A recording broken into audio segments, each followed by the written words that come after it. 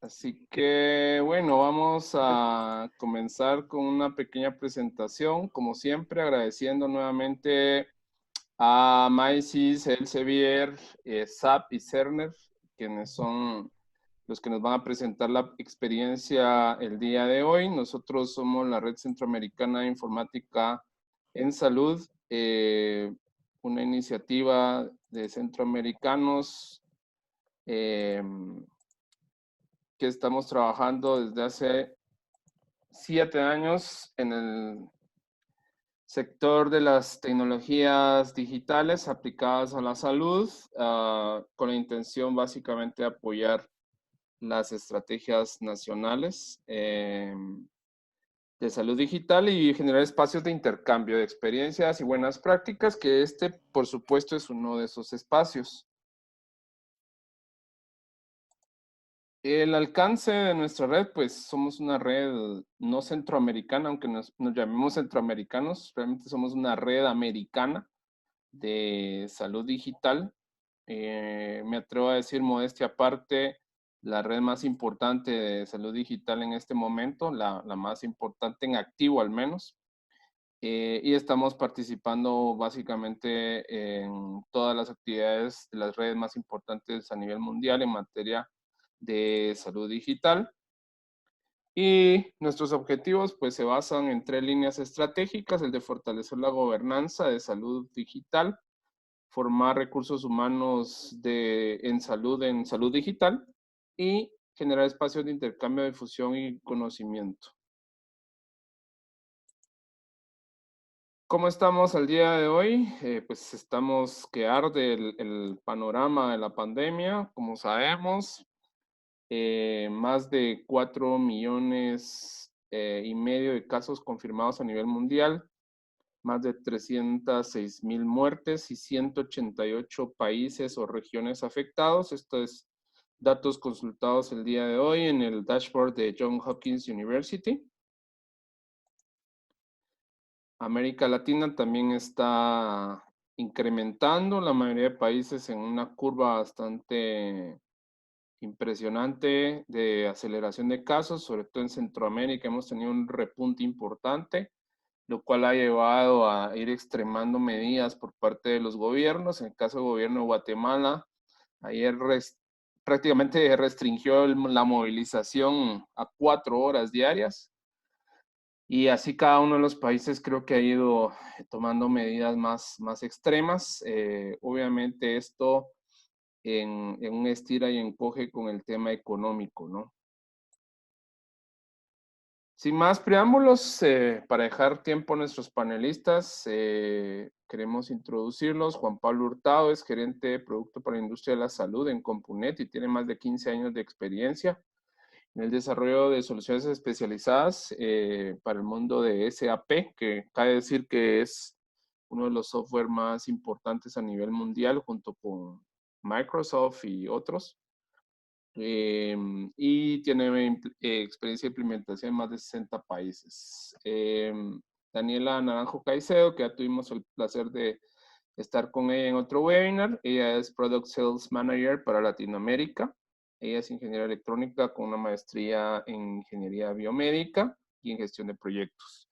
Ella es la gerente de los proyectos de implementación de soluciones Clinical Decision Support para América Latina en el Elsevier, y tiene experiencia en la implementación de ambas soluciones. Así que, bueno, nada más las recomendaciones de siempre.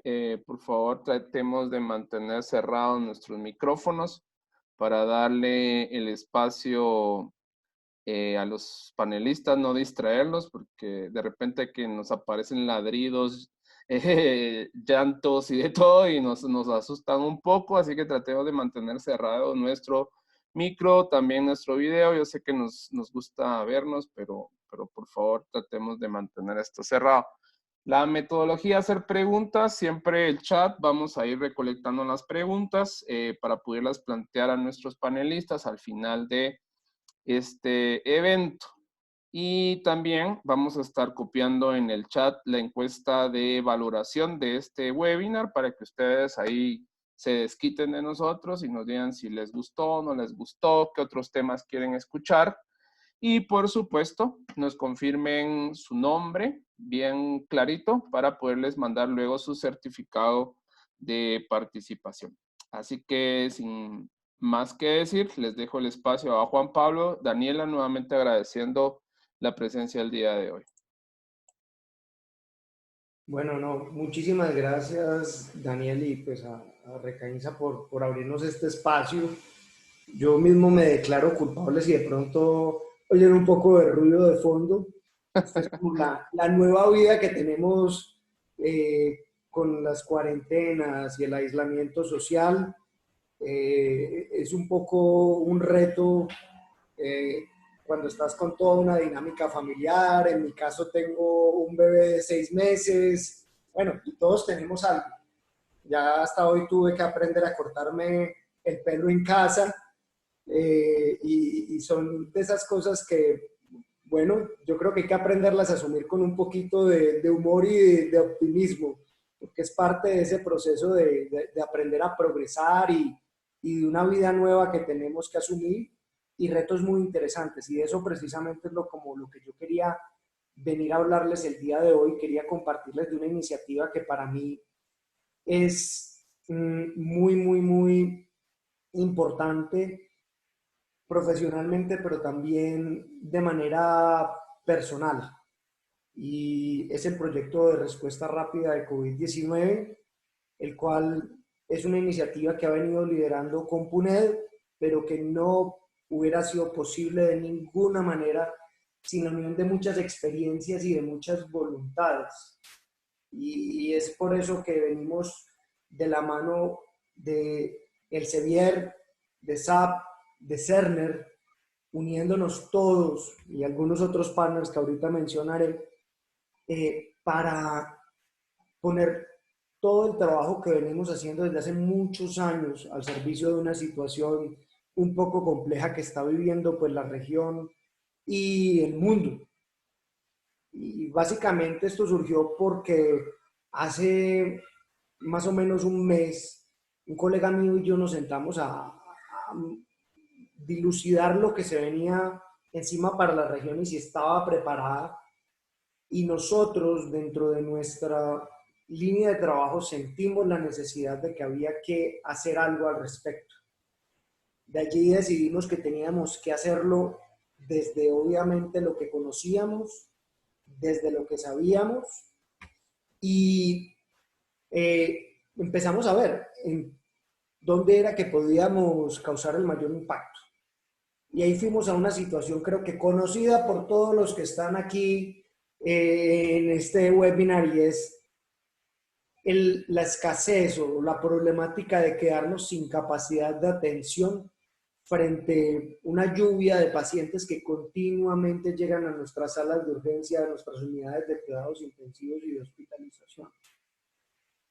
Y digamos que a nadie le ha pasado desapercibido esto y por eso hemos visto, pues por un lado, la gran cantidad de medidas de aislamiento social que se han puesto en mayor o mayor medida, con mayor o menor seguimiento, pero en todas partes hay, y al final el objetivo ha sido retrasemos la rata en la que la gente se enferma. Y eso está muy bien, pero al final también resulta que por más que tú logres retrasar, cuando tienes picos, pues la capacidad, esa brecha entre la capacidad y la oferta y la demanda de camas, hay una brecha grande. Y es cuando realmente se ve, como dice ahí en amarillo, necesitamos más capacidad y la necesitamos ya. Entonces vimos que se estaba haciendo al respecto y pues quedamos gratamente satisfechos en ver que en toda la región rápidamente gobiernos, instituciones de diferente tipo privadas se han puesto en la tarea para aumentar esa capacidad, instalando pabellones y hospitales temporales de diferentes formas, formatos, colores, sabores, pero aquí están. Y entonces ahí es cuando la cosa sí te empieza a funcionar un poco, porque tú dices, mira, retrasamos mediante aislamiento social la tasa en que la gente se enferma y por otro lado aumentamos nuestra capacidad con hospitales y pabellones temporales. Lo uno más lo otro, pues estamos en mucho mejor condición que cuando empezamos. Sin embargo, nos sentamos a ver eso qué implicaba y nos dimos cuenta que venían unos retos interesantes y bien complejos. A nosotros nos sirvió mucho la experiencia de Cerner, porque ellos estuvieron a cargo del montaje de varios hospitales temporales en España, en el Reino Unido y en otros países europeos. Y particularmente trabajamos mucho con el equipo que hizo el montaje del IFEMA, el Centro Ferial de Madrid, con más de 5.000 camas. Y ellos nos comentaban, miren, es que hay que tener en cuenta que un setting de un hospital de campaña es bien diferente a un hospital normal porque muchas problemáticas que ni siquiera las piensas cuando estás en un hospital normal te ocurren acá. Temas logísticos que deberían ser muy sencillos se vuelven muy complejos. Nos daban el ejemplo de la dificultad de garantizar que cuando un médico le prescribe un paciente A no se lo terminen entregando al paciente Z. O el tema de que si tú tienes un paciente con restricciones de dieta por temas de alergia o por cualquier otro motivo, no termines entregándole la nutrición que no es y termines generándole un evento adverso. También hablábamos de temas logísticos, como muchas veces el tema no era falta de capacidad, sino de poder que esa capacidad esté disponible en el momento apropiado, porque no necesariamente la gente que maneja la limpieza, la gente que maneja el mantenimiento, está enterada de cuándo un paciente va a ser dado de alta y ese espacio se va a liberar. Y así, temas sociales, la lluvia de solicitudes de familiares, de amigos, por saber qué le está sucediendo a sus seres queridos, la necesidad de los pacientes de comunicarse con sus familiares, sobre todo en los momentos más críticos, y poder despedirse en muchos casos, que son de las cosas más duras de esta situación. Y ahí nos dimos cuenta definitivamente de que no se puede atender un hospital de campaña, por muy que su nombre lo diga, con lápiz y papel. Esto no es una situación de guerra, por más que en la televisión lo digamos a decir, es una situación más diferente, más compleja y necesita soluciones más refinadas y más modernas que eso. Necesita herramientas de última tecnología. El segundo punto que nos preocupó mucho fue que nos dimos cuenta, sobre todo acá en la región, pero no exclusivamente en la región, de que cómo íbamos a garantizar la seguridad del paciente y la calidad de la atención con recursos tan limitados en personal. Sobre todo cuando estamos abriendo espacios nuevos y no necesariamente van a ser atendidos por emergencistas, por intensivistas, sino por médicos de una gran variedad de especialidades que tienen una experiencia valiosísima, pero no necesariamente saben qué hacer en este tipo de situaciones. Y inclusive en muchos casos, cuando se pone muy crítico, ya son los estudiantes de medicina. Entonces, ahí tenemos un reto grande de que tenemos que mantener una calidad en la atención, una seguridad en el paciente con esta situación que acabé de describir. Y por último, una situación un poco dramática que hablando con diferentes entes, diferentes personas, es que tenemos un sistema de salud absolutamente fragmentado y la información no es confiable. Entonces, nosotros sentamos a pensar cómo le vamos a dar acceso a los funcionarios de salud pública, a los administradores, a los médicos, a los académicos, a esa información que es necesaria para tomar decisiones críticas en tiempo real. Y acabamos desde el estudio epidemiológico a nivel muy alto, muy de alto nivel, hasta decisiones del día a día, como cuántas camas tengo, cuántas están ocupadas, de pronto es mejor mandar a gente para otro lado. Entonces, ante esa problemática es que surge nuestra iniciativa, que es la plataforma IT de respuesta rápida para COVID-19. ¿Y qué es?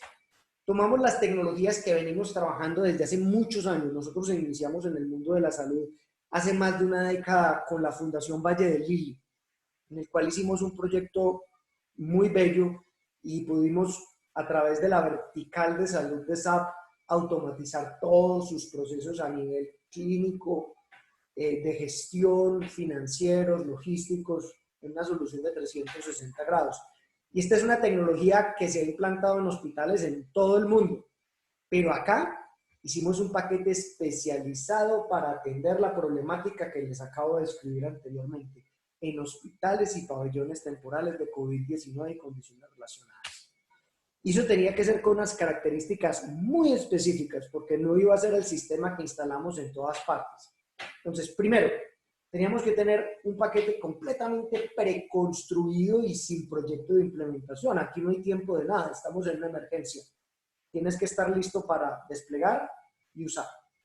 Segundo, tenemos que tener flujos de trabajo clínicos diseñados específicamente para el COVID-19, donde ya sepamos claramente qué es lo que vamos a hacer, cómo lo vamos a hacer y no de cualquier manera, sino que teníamos que traer las mejores prácticas que conocemos hasta el momento.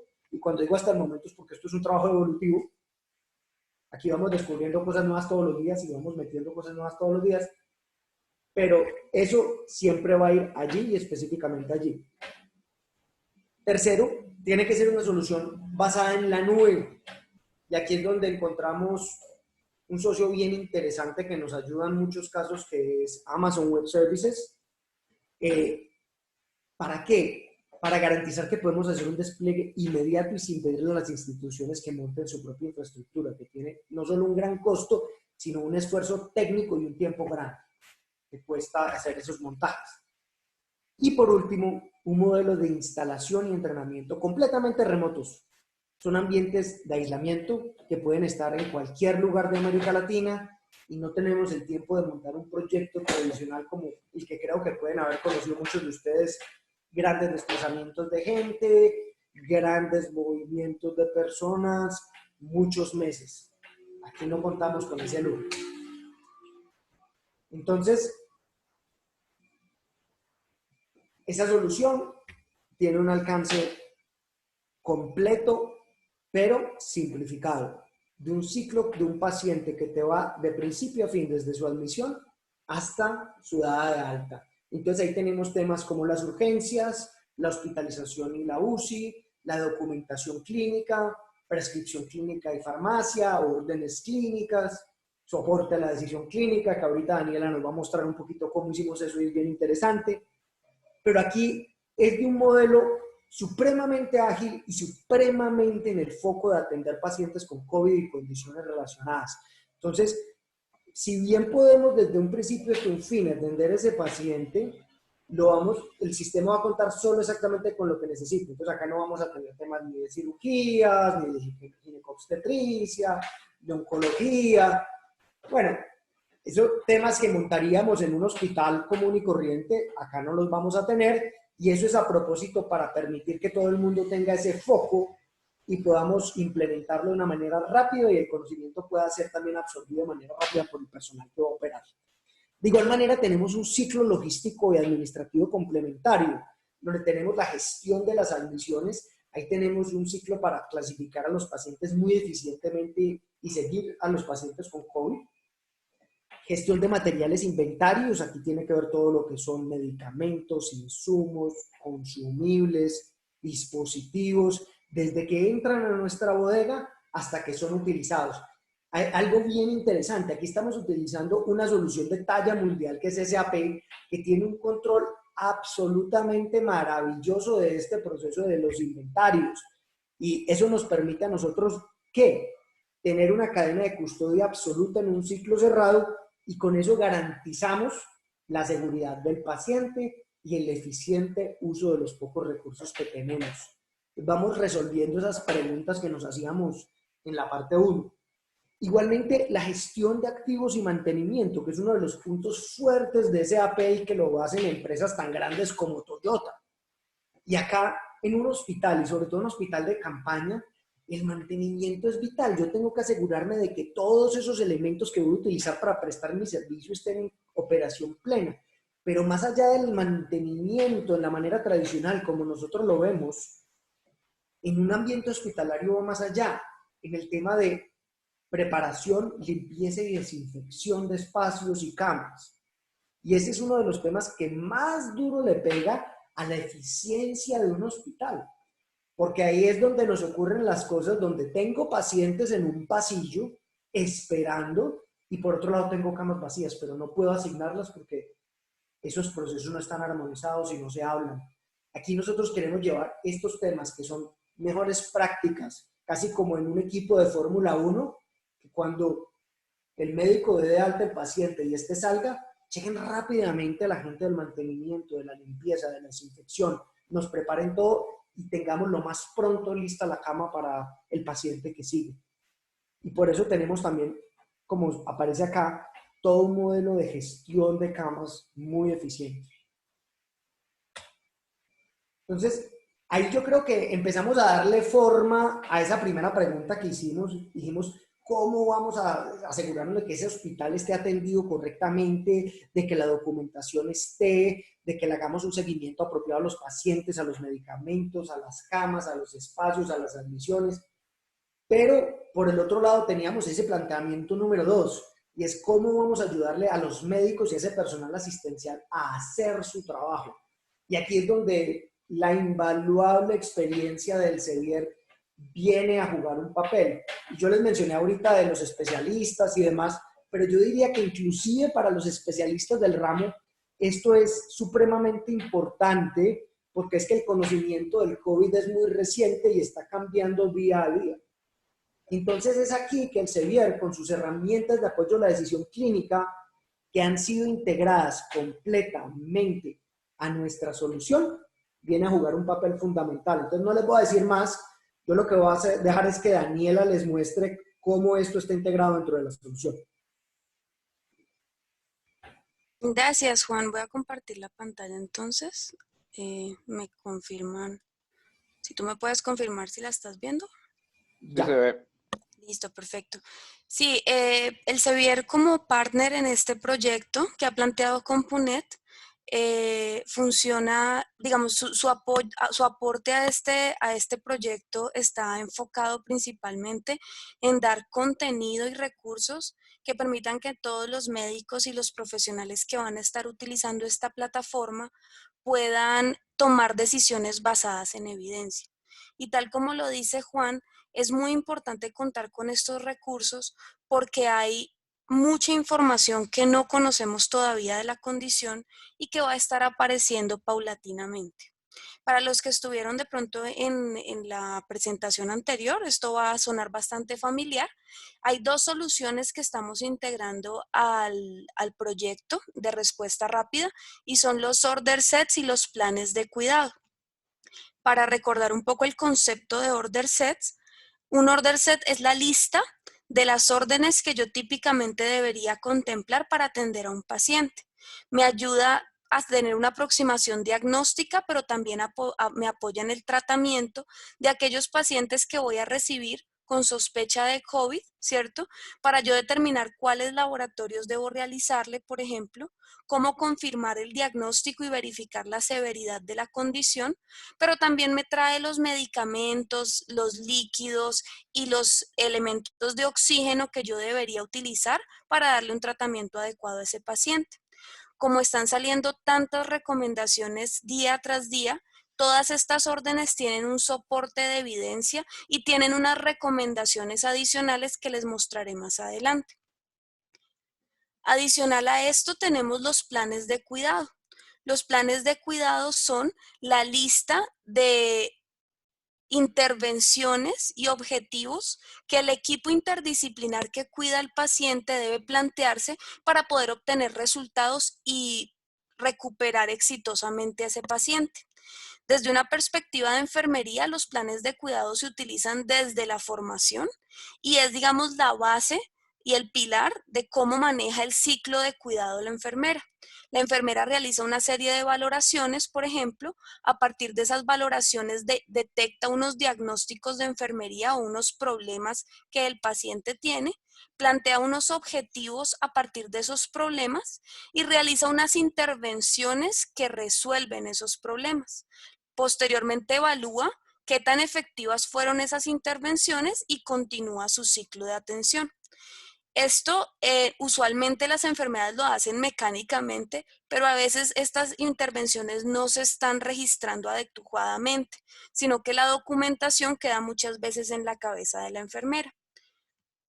Desde una perspectiva COVID, el Sevier creó 6 order sets para COVID basados en las recomendaciones de la OMS y la CDC.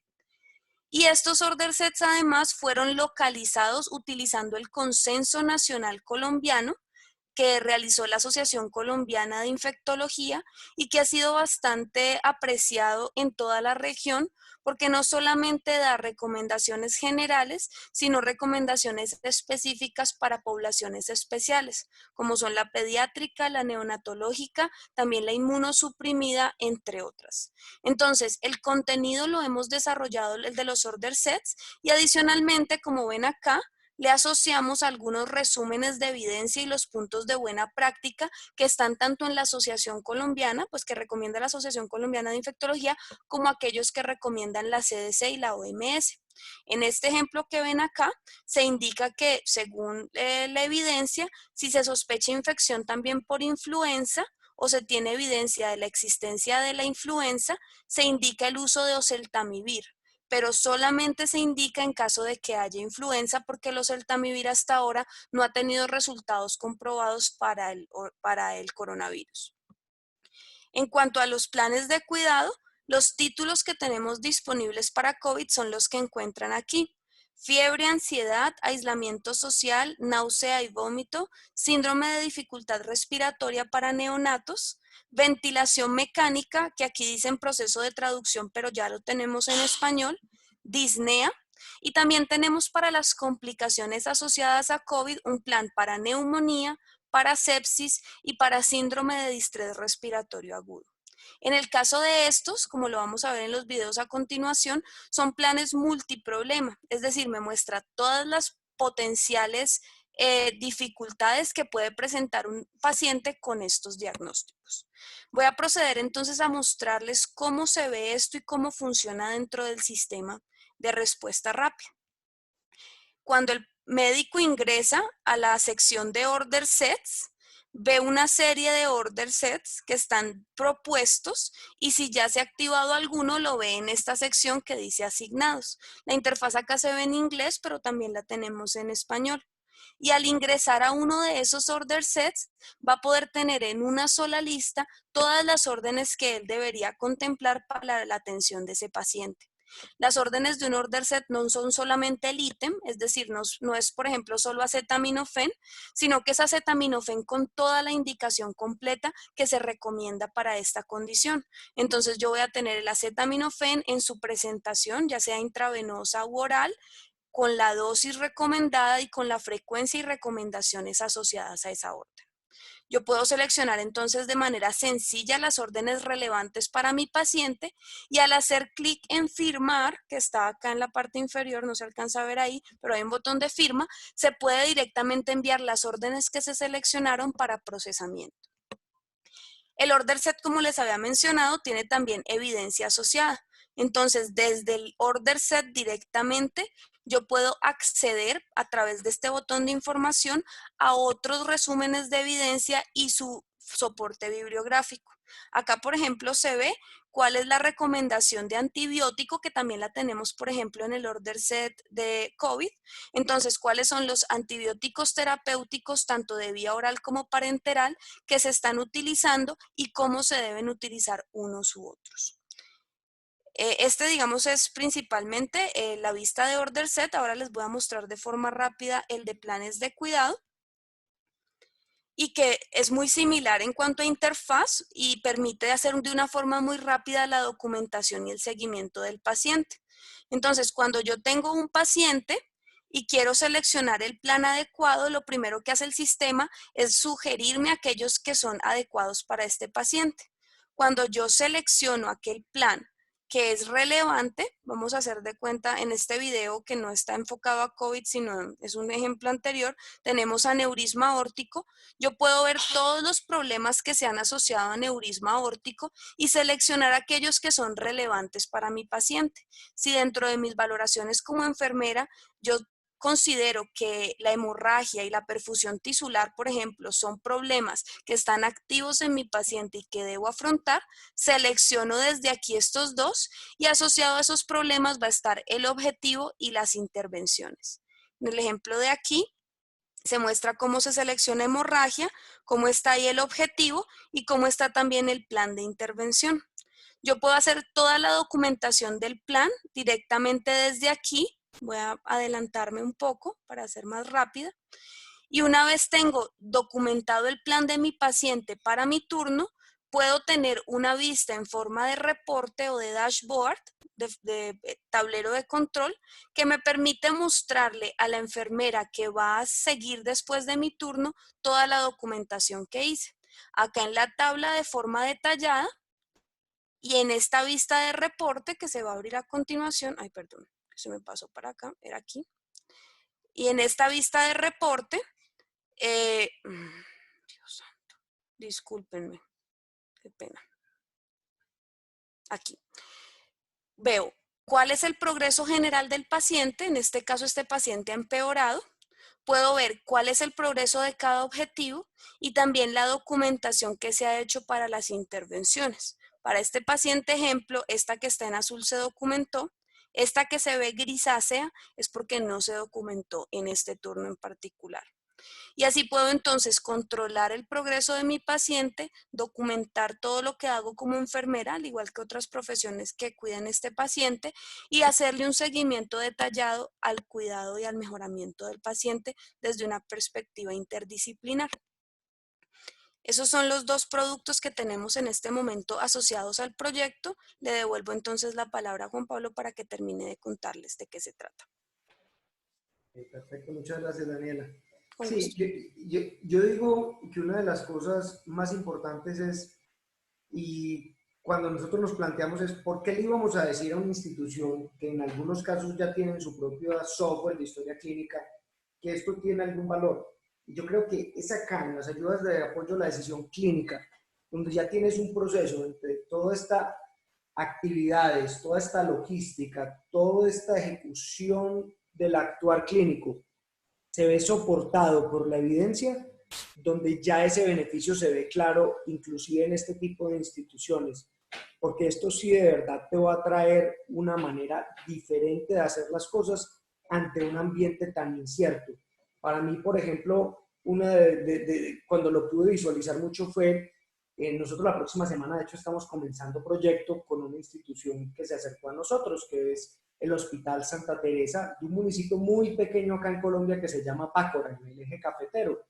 Tienen 10 camas de cuidados intermedios que asignaron para esto, crearon su pequeño pabellón, pero tenían mucho la inquietud, bueno, ¿cómo voy a hacerlo para operarlo si nosotros nunca habíamos tenido ni cuidados intensivos ni cuidados intermedios? Aquí tenemos unos cuantos médicos y el resto son médicos que están en lo que acá en Colombia se conoce como el rural, que es un requerimiento de ir a hacer trabajo en un municipio rural antes de poder recibir la licencia médica. Y nos sentimos que estamos solos frente a un mare magnum. Y esto precisamente es el detalle que ellos dijeron, necesitamos tener alguien que nos apoye. De igual manera, a como nos acabó de mostrar Daniela, toda la plataforma en su conjunto está diseñada para atender la emergencia de COVID-19. Yo quería mostrarles algunos de los elementos que tenemos. Y uno que para mí es muy valioso es el puesto de trabajo específico para la gestión del flujo de pacientes con COVID. ¿Y qué es lo que hace? A partir de la gestión de los pacientes que van entrando en admisiones, vamos viendo el seguimiento a las pruebas, a los resultados, si son positivos o negativos, a los movimientos en el gestión de aislamiento y en simplemente la evaluación continua de los pacientes. Esto lo que me permite a mí tener es una vista de 360 grados en una sola pantalla de cuál es el estado de mi unidad y cuál es el estado de mis pacientes. Juan, qué pena interrumpirte, no estás compartiendo pantalla. Segunda vez que me pasa eso el día de hoy. Gracias por avisarme. Permítame compartir. Ya se enloquece uno un poco. Aquí, este es el componente que les estaba mencionando. Aquí podemos ver el tema de cómo vamos haciendo seguimiento al estatus del paciente. Aquí le tomaron la prueba. Aquí la prueba le dio negativo. Aquí lastimosamente la prueba dio positivo. Aquí es el estado si lo tenemos en aislamiento o no lo tenemos en aislamiento. Información de grupos etarios y diferente información que tenemos para hacerle seguimiento. Esto lo que nos permite es de manera muy eficiente ir clasificando a los pacientes, posicionándolos donde deben estar según su condición y tener una vista de 360 grados de la unidad. Esto en base en qué se va haciendo, en un componente número 2 que es hermano, y es los formularios de valoración según los estándares de la Organización Mundial de la Salud. Y aquí lo que vamos a tener es realmente una información desde que el paciente tenemos primer contacto con él, lo evaluamos, se van haciendo admisión, él tiene su tratamiento y después es dado de alta y lo seguimos en casa. Entonces vamos a tener una información de anamnesis completa, pero lo más interesante es que esta información va a ser comparable a la que están utilizando una gran cantidad de instituciones a nivel mundial que están siguiendo este mismo estándar. Entonces nos va a servir después para hacer diferentes estudios y saber qué hicimos bien y qué cosas no hicimos tan bien. El punto, perdón, aquí me paró. Número 3 es el protocolos y sets de órdenes, ya nos lo mostró Daniela. Componente número 4, supremamente importante, todo el tema que hemos montado para el seguimiento de contactos con el paciente y de crear una lista de esos contactos de manera automatizada. Entonces, esto viene de la mano de las pruebas de COVID y en el momento que yo tengo una infección confirmada, el sistema inteligentemente va a analizar a ese paciente con quién tuvo contacto, otros pacientes que estaban en la misma unidad, personal asistencial que estaba en el momento y que lo trató. Esto tanto para pacientes hospitalarios como ambulatorios y nos permite de manera rápida empezar a hacer trazabilidad de esos contactos y empezar a probar a todas esas personas o por lo menos seguimiento a todas ellas que tuvieron contacto y estuvieron expuestas. Esto es importantísimo para poder prevenir brotes dentro de la unidad y que no tengamos, como sucedió en muchas partes, bueno, también en América Latina nos ha sucedido ya en varios países, de que las unidades se nos desbordan porque no tenemos control de la infección. Y un componente muy nuevo, vino esta semana nomás, es un cuadro de mando, por eso está la información en inglés, nos la mandó la gente de CERN en Alemania que lo desarrolló, para la gestión de la unidad, donde tenemos toda la información relevante, desde el número de casos con COVID, cuántos activos, cuántos en respirador, cuántos se han recuperado, cuántas camas de UCI estamos utilizando, cuántas tenemos libres, los grupos etarios de nuestros pacientes. En general es una vista muy importante de la evolución de nuestra unidad. Y esto sirve tanto internamente como para entregárselo a las autoridades de salud que les interesa saber esta información. Esto acá es para que entendamos ese ciclo completo que yo les había hablado de qué es lo que hace la solución. Es un ciclo hospitalario total, el paciente desde que entra hasta que sale. No nos vamos a sentar aquí a leerlo, pero es para que ustedes tengan una idea del alcance completo de lo que podemos hacer y de cómo estamos realmente preparados para operar una unidad completa. Un punto importante a todo esto es que, bueno, acabamos de ver la tecnología, qué es lo que puede hacer, qué valor nos puede aportar, pero nada de esto tiene mucho sentido si nosotros no podemos entregárselo a la gente. Y es acá que nos hemos juntado con otro partner muy importante, que es la Universidad ICESI, que es una de las universidades más importantes en Colombia, para tomar toda su capacidad en educación virtual y su plataforma de educación virtual, y generamos toda una serie de materiales audiovisuales para la enseñanza del personal clínico y de apoyo. Entonces, esto es permitirle a las personas que van a estar en ambientes muy complejos, donde va a ser prácticamente imposible a todos decirles, vengan, aquí vamos a una sesión, todos juntémonos en un mismo espacio, sino que les decimos, usa tu computador, usa tu tableta, usa tu teléfono, vas a tener una enseñanza a través de procesos y allí vas a poder ver cómo se opera dentro de la plataforma. Déjenme, yo les doy un pequeño vistazo de cómo funciona esto. Esta es la plataforma, aquí entramos con el rol de un médico, pero yo puedo haber entrado con una enfermera, con el de farmacia, con el de mantenimiento. Cada cual va a tener un track de educación diferente. Y básicamente él nos va a ir guiando y nos va a ir introduciendo. Desde explicarnos a manera hablada qué es la plataforma, como decimos acá en Colombia, cómo se come este cuento y para qué es. ¿Cuáles son los procesos que vamos a manejar? Y esto lo hacemos a través de colorimetría, donde vamos posicionando a cada uno en su rol, el personal médico, el de admisiones, el de enfermería, el de farmacia, y ellos van a entender qué es lo que está sucediendo en una urgencia, qué es lo que está sucediendo en una hospitalización. Y de ahí ya nos vamos a lo bueno y nos vamos a cómo vamos a ejecutar las tareas de ese proceso. Pues el mismo proceso que vimos ahorita en urgencias, ustedes pueden ver ahorita que tenemos cada una de las tareas. Entonces, déjenme, por ejemplo, les muestro una tarea que es cómo registrar un documento clínico de COVID-19 específico. Entonces, ahí nos van a traer y vamos a tener nuestro video. Voy a mostrarles un pedazo del video.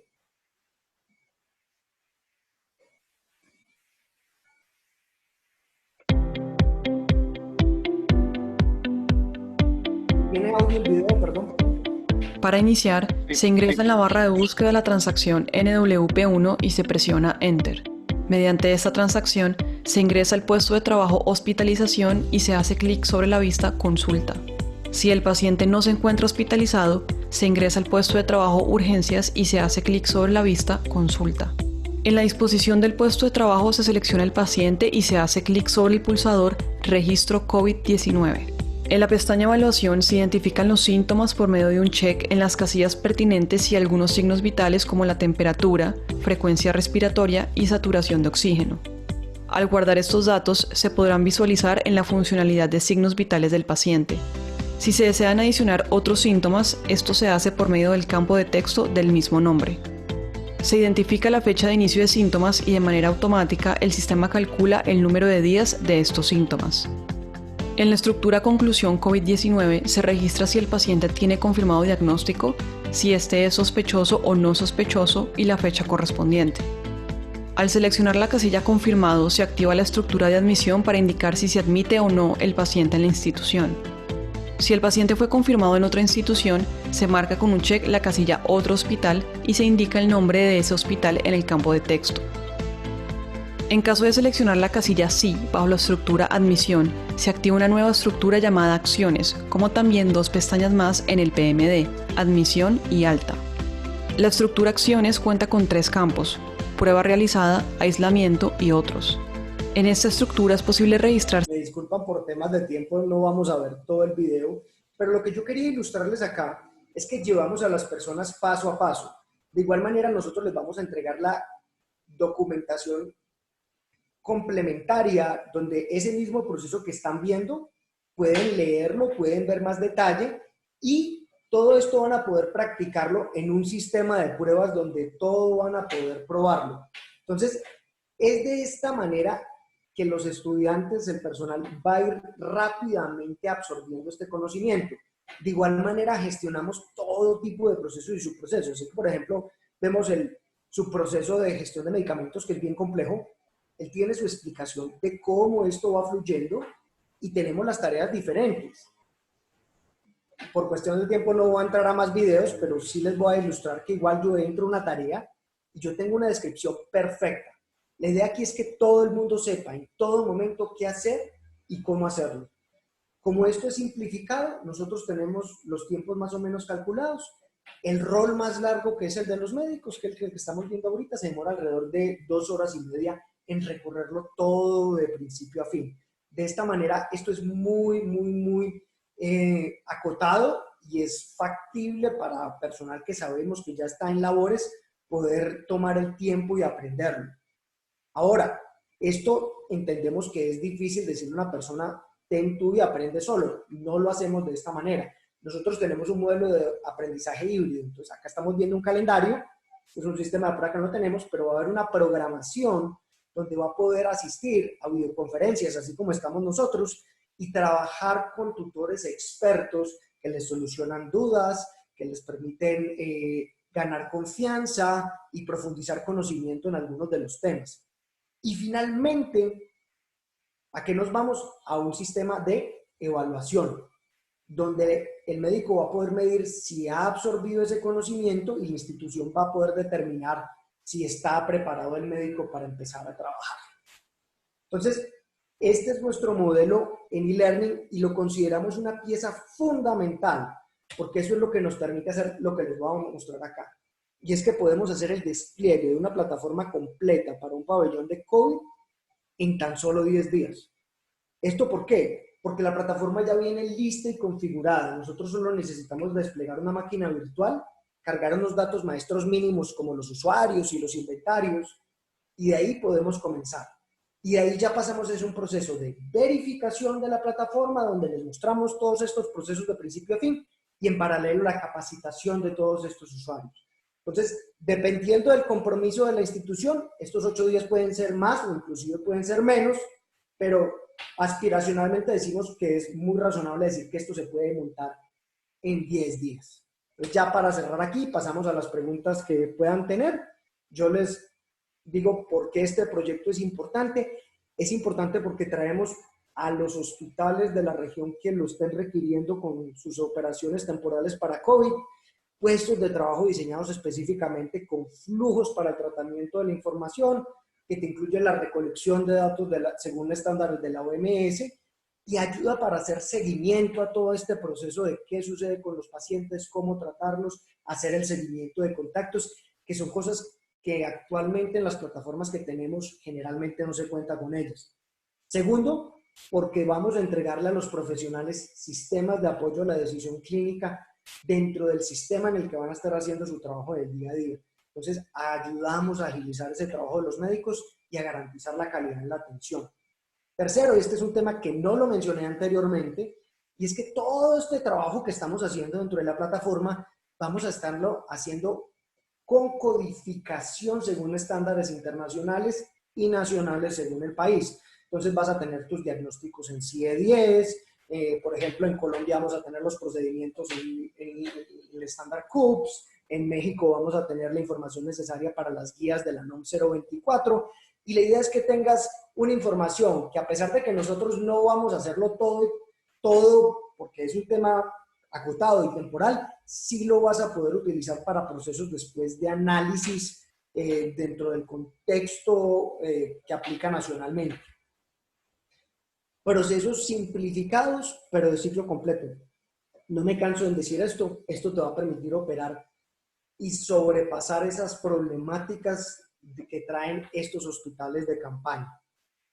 Y por último, otro tema que no mencioné, es una plataforma que es compatible con múltiples estándares de interoperabilidad para poder, según la situación lo demande, integrarlos con otros sistemas externos según sea requerido. Eso se analiza caso a caso, y también para la evolución misma de nuestra plataforma. Nosotros, de hecho, ya estamos en fase 2 de desarrollo del proyecto COVID, en el cual vamos a integrar elementos de telemedicina, y eso lo vamos a hacer a través de esto. Hemos tenido otras instituciones que necesitan poder comunicarse con ciertos sistemas, con otros servicios web de gobierno, y eso ya estamos preparados para hacerlo.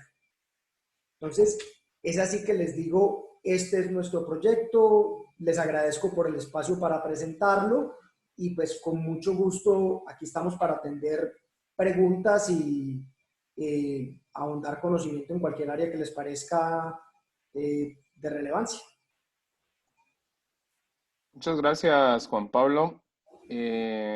Hay dos preguntas. La primera dice, ¿cuántos hospitales modulares se han construido con la emergencia del COVID-19 en Centroamérica? En Panamá se construyó uno, pero aún no está operando. Dice, bueno, esto creo que es más por un tema de infraestructura más que el software. Honestamente no tenemos la estadística nosotros, pero claro que podemos conseguir y podemos compartirla Yo tengo algunos posteriormente. números. ¿Sí, Daniela? En Costa Rica se abrió un hospital exclusivo a principios de abril, el 31 de marzo ya lo publicaron. En ese hospital puntual tenían capacidad para 88 pacientes con complicaciones derivadas del COVID. En Honduras se asignó un presupuesto para 5 hospitales temporales. Creo que todavía no se han ejecutado pues, exitosamente esos 5 hospitales, pero está el presupuesto asignado. De igual forma, en Salvador se equiparon unos hospitales, no sé el número específico, pero sí sé que se equiparon hospitales en El Salvador. Y también tengo que en Guatemala, más o menos el número que tengo son 5 hospitales temporales que también se les asignó un presupuesto, pero no ha sido ejecutado en su totalidad.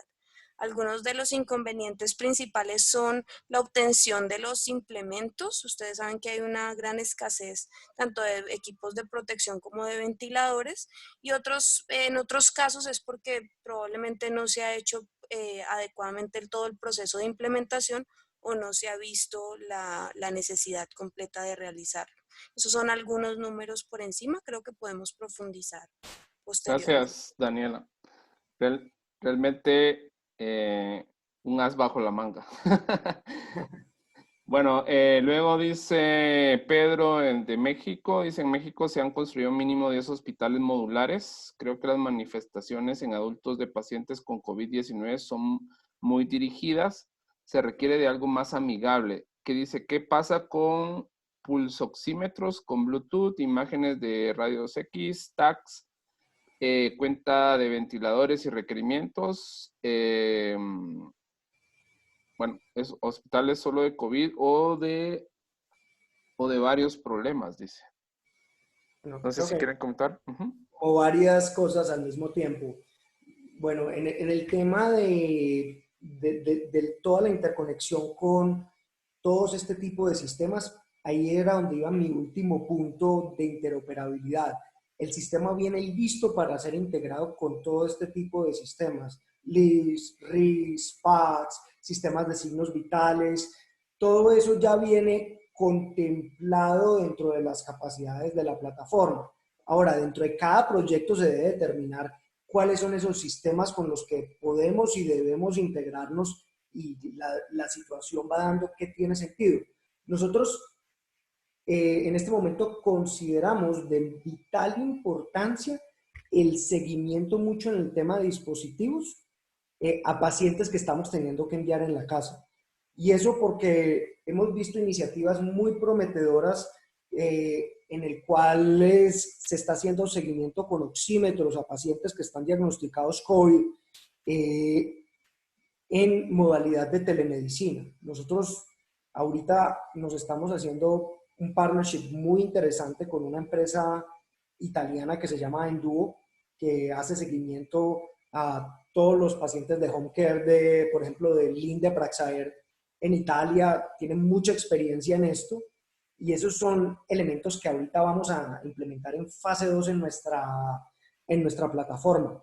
Pero lo más importante, yo creo que a recalcar, es que cada situación es diferente y ya estamos con una tecnología abierta que nos va a permitir ir integrando todos esos elementos.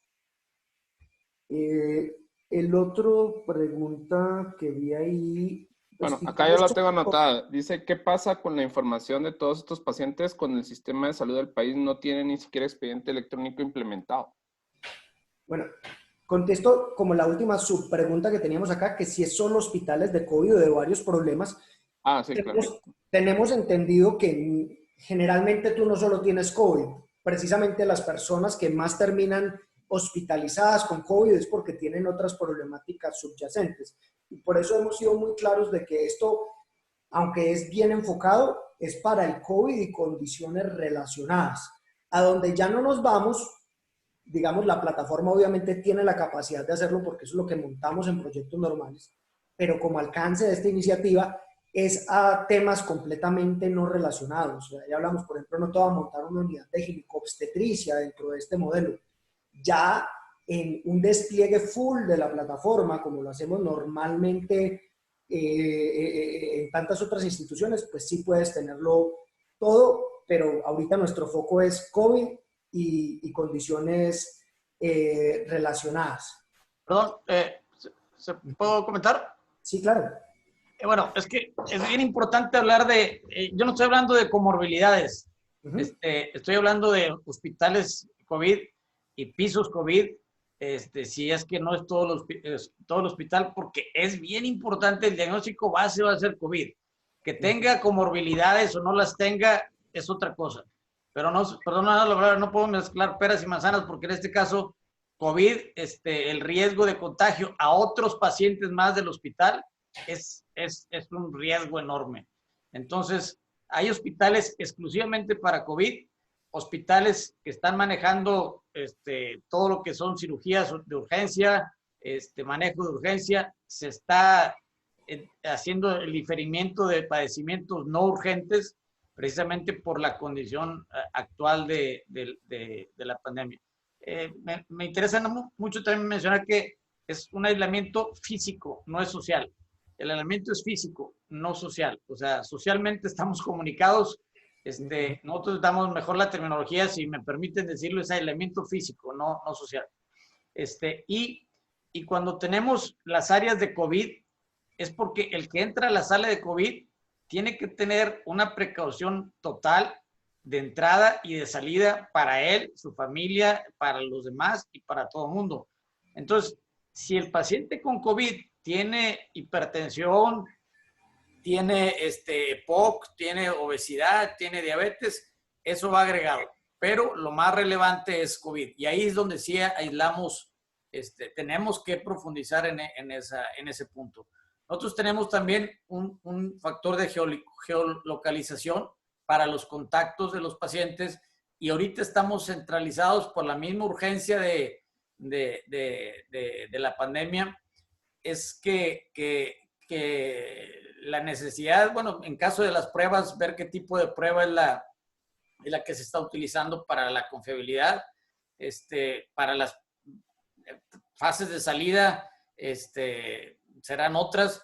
El problema más fuerte que se tiene en México es que no hay seguimiento, no hay investigación de contactos, solamente de casos positivos y casos incluso sintomáticos leves, pueden ser COVID, pero no hay suficientes pruebas para confirmarlo. Se confirma básicamente el COVID, el cuadro respiratorio severo es el que se confirma.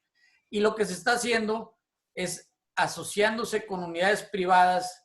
Los hospitales públicos del sector público se están asociando con hospitales privados para no saturar camas, no llenar espacios y tener mayor posibilidad de hospitalización de pacientes. Y se están difiriendo a través de un convenio de pago a hospitales privados solo los casos no COVID. Pacientes como mencionaba, para partos, cesáreas, cirugía de apéndice, cirugía urgente de alguna otra cosa, se envía. A los hospitales públicos se han construido áreas y se han implementado áreas con camas, con ventiladores, con oxígeno, Perdón, Pedro, que te interrumpa. Es que queremos darle oportunidad. Hay 2 preguntas más y se nos acaba el tiempo. Yo sé que el tema da para estar 1 hora más, sobre todo porque lo vemos país por país y perfecto, cada país tiene... Muchas gracias.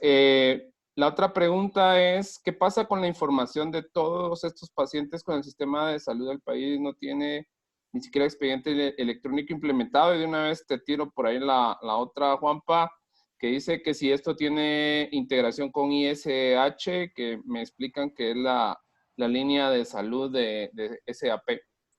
Listo. Bueno, solo un pequeño comentario lo que dice Pedro, que es supremamente valioso lo que nos está compartiendo. Precisamente ese modelo es el que nosotros tratamos de apoyar, donde tenemos estos espacios separados y ahí es donde nosotros, digamos, que cabemos. Y eso es lo que estamos tratando de llegar y de atender. Pasando al tema de los países y las regiones donde no tenemos historia clínica, es también otro de los puntos por los cuales creíamos que es súper importante que esta iniciativa existiera, y es poderles proporcionar herramientas de historia clínica. Voy a juntar esto con la pregunta final. Esto no se integra con ISH, esto es ISH e ISH-MED, configurado de una manera tal para atender la situación que nos atañe. Pero tienes uno de los productos más robustos en historia clínica a nivel mundial, probado en muchos países, y no es que te lo dimos versión pequeña, sino que simplemente definimos unos procesos que ustedes ya pudieron ver cómo lo hicimos y lo tenemos todo perfectamente mapeados, los tenemos perfectamente configurados y te los entregamos. Entonces, ahí vamos a atender a estas instituciones que no tienen historia clínica, y esto es lo que les estamos facilitando. Perfecto, muchísimas gracias nuevamente, Juanpa y Daniela. Creo que ha sido una... Daniel, ¿puedo hacer 30 segundos también para complementar la respuesta a Pedro? Sí, claro, adelante. Dentro del contenido que tiene el CEBIER, que apoya precisamente las decisiones dentro de este proyecto de respuesta rápida, doctor, tenemos no solamente el tratamiento del paciente con sospecha o confirmación de COVID de manera general, sino que tenemos el manejo del paciente asintomático, tenemos el manejo del paciente que por su severidad tiene una neumonía leve, una neumonía grave, un síndrome de distrés respiratorio o una sepsis. Entonces, entiendo lo que usted dice y así creo que pasa en varios de estos países. Yo no manejo solo COVID, yo manejo las complicaciones del COVID y esto está contemplado dentro de estos contenidos. Entonces, de pronto eso le ayuda un poco en la respuesta. Sí está contemplado las complicaciones asociadas al COVID, no está contemplado de pronto, bueno, y dentro de los order sets también están los manejos de las poblaciones especiales, incluyendo una población, digamos, obstétrica, cáncer y demás, pero no nos vamos, digamos, a especificar otros procesos que son o de atención externa o que no están directamente asociados al coronavirus. Ya, eso era todo. Gracias. Muchas gracias, Daniela. Ahora sí, se nos acabó el tiempo, 3 minutos nos pasamos nada más. Vamos mejorando en el timing ahora. Así que, bueno, acabamos de pasar nuevamente la encuesta de calidad en el chat para que valoren la calidad de este conversatorio y también para que nos confirmen los datos para poderles mandar su certificación de participación. Nuevamente gracias y esperamos seguir organizando eventos sobre la respuesta a COVID-19 desde varias ópticas. La semana pasada tuvimos un tema sobre la ética, la seguridad y la privacidad, que es otro tema más allá del software, ¿no? Tiene que ver inclusive con temas de legislación, ¿no? Así que como le decíamos a Pedrito, hay larga charla acá de COVID-19 y lo que nos viene después de COVID también va a ser interesante. Así que yo creo que vamos a ir hablando mucho sobre el tema. Gracias nuevamente y que pasen un feliz fin de semana. Gracias a todos. Hasta luego.